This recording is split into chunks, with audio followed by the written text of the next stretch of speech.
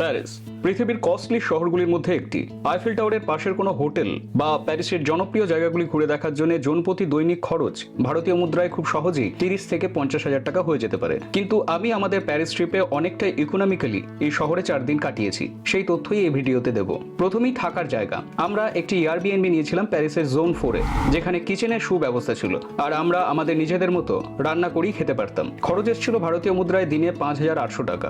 এই প্রসঙ্গে বলে রাখি, জোন 1-এ বিএনবি বা হোটেলের খরচ সবচেয়ে বেশি। প্যারিসের সমস্ত জায়গা ঘুরে দেখার জন্য গো সিটি ওয়েবসাইট থেকে প্যারিস পাস নিয়েছিলাম, যার মধ্যে Eiffel tower guided tour, Seine river cruise ride, hop on hop off bus ride ইত্যাদি আরো অনেক কিছু ইনক্লুডেড ছিল। খরচ এসেছিল জন প্রতি দিনে 4,500 টাকা। তবে সাইটে প্রায়ই অফার চলে, তাই আপনারা আরো কমেও পেয়ে যেতে পারেন। এরপর আছে ট্রান্সপোর্ট। প্যারিসের রেলওয়ে স্টেশন থেকে একটি ট্রাভেল পাস নিয়েছিলাম, যাতে দিনে যতবার খুশি যে কোনো পাবলিক ট্রান্সপোর্ট অ্যাক্সেস করতে পারি। খরচ এসেছিল জন প্রতি দিনে 1,400 টাকার মতন।